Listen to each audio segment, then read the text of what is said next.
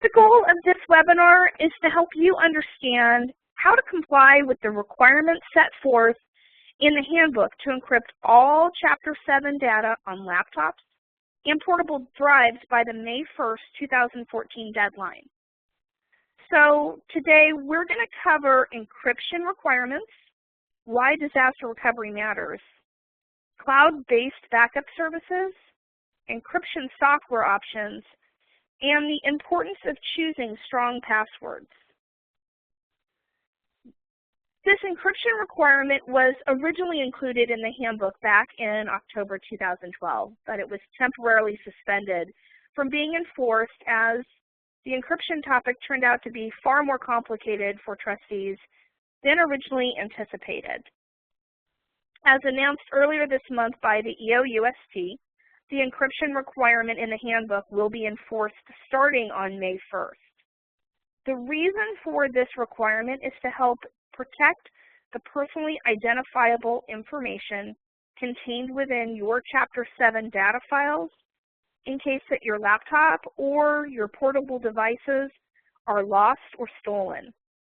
This requirement currently affects only laptops or portable devices such as external hard drives or the USB thumb drives that house Chapter 7 data. Desktop computers in your office do not have to be encrypted.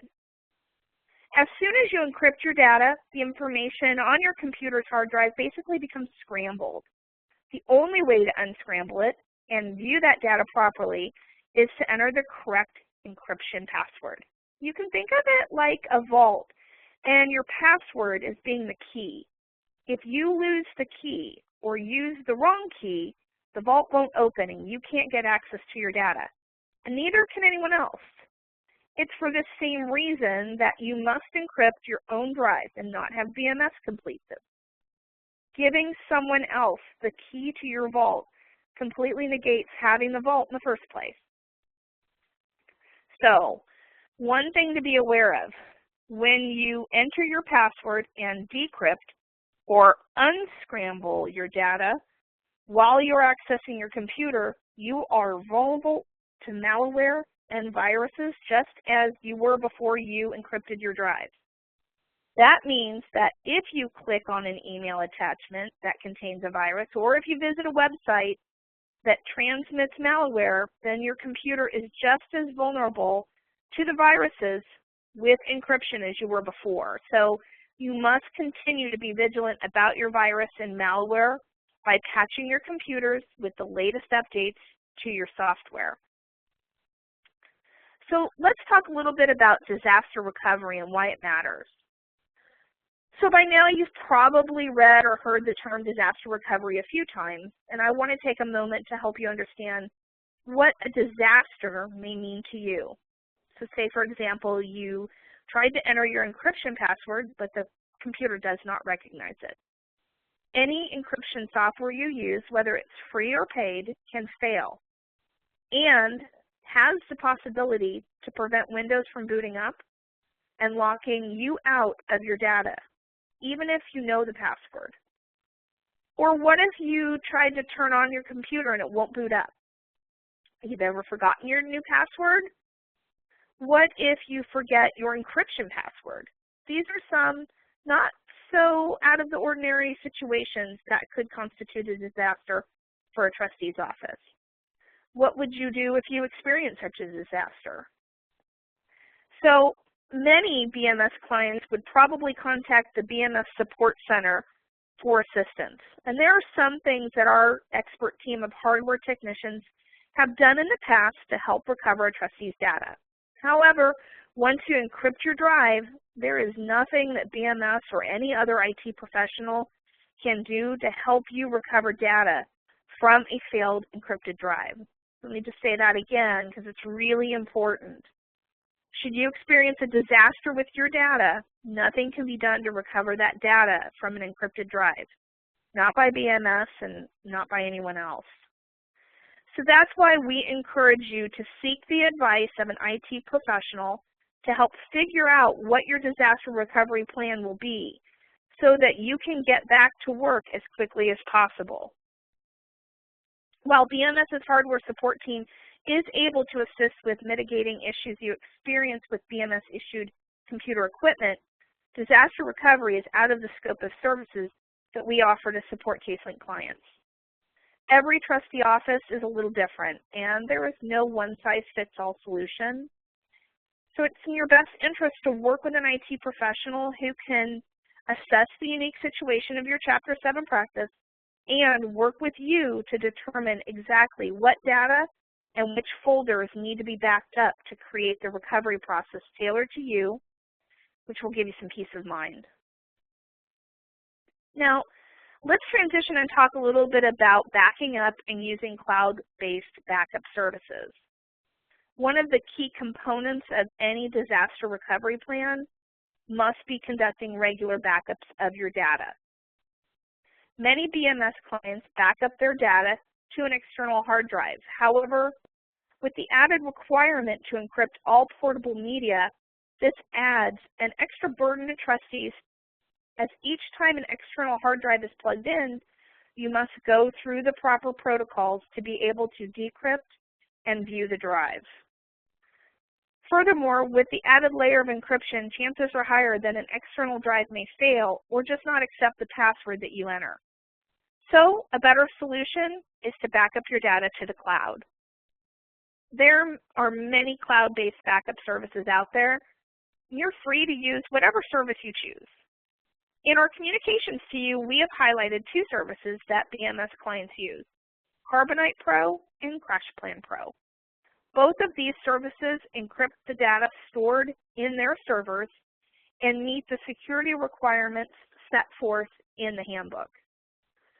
As mentioned previously, you should consider working with an IT professional to help you set up your backup configuration. That IT professional can ensure all the data files that you would really need to be able to do your work again are being backed up. So we want to include CaseLink data, Chapter 7 documents, any non-Chapter 7 data and documents that you have on your computers and any applications that you use for your practice, any emails that you download onto your computer. The BMS hardware support team can speak with your IT professional to let them know what CaseLink data should be included as part of your backup solution. Once your backup is completed, you'll want to test it by restoring data from that backup to make sure you have everything you will need should you experience a data disaster. You should do this before starting your encryption process. And one more thing to note, most backup services set their backup schedule to a continuous mode.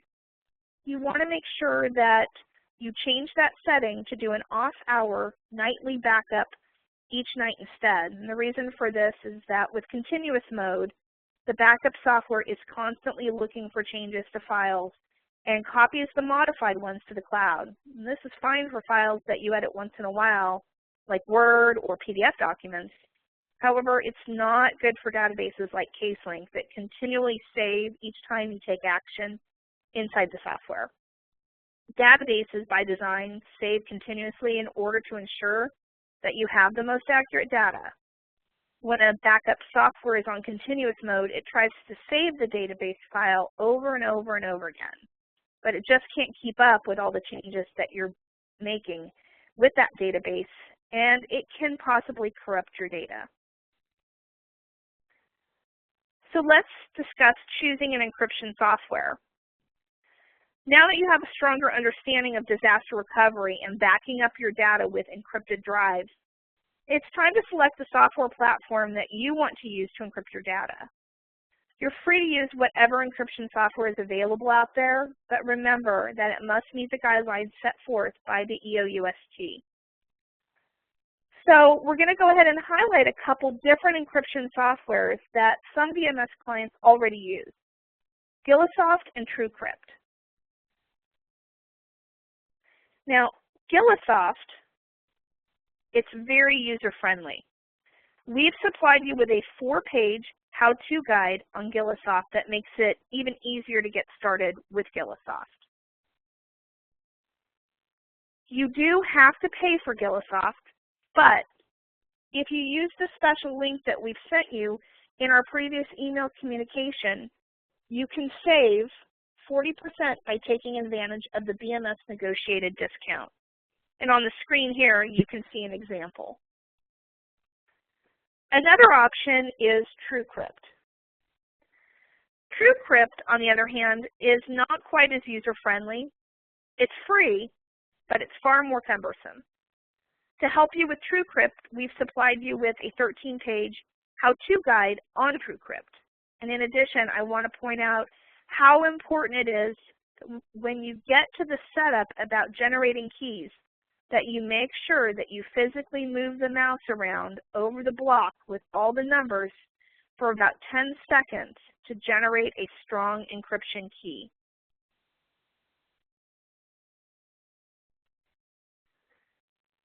Finally, I want to talk about passwords. No matter what encryption software you decide to use, I can't emphasize enough how important it is that you select a strong password, or even a strong passphrase.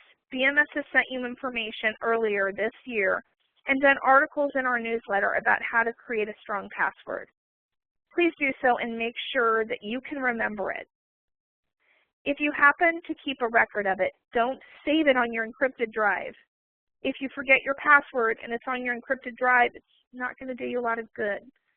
If you have to write it down to remember it, put it somewhere secure, such as a safe.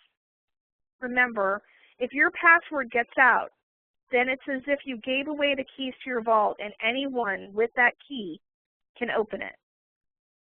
You must remember your password. Once you enter it in, that's it. No one can access your data without that password. If you forget it, it's over.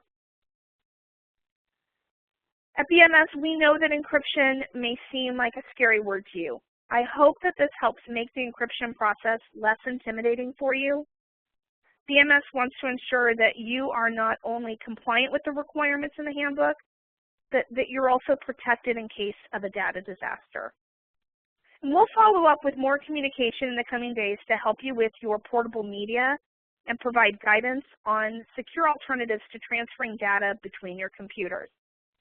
Thank you for attending the webinar.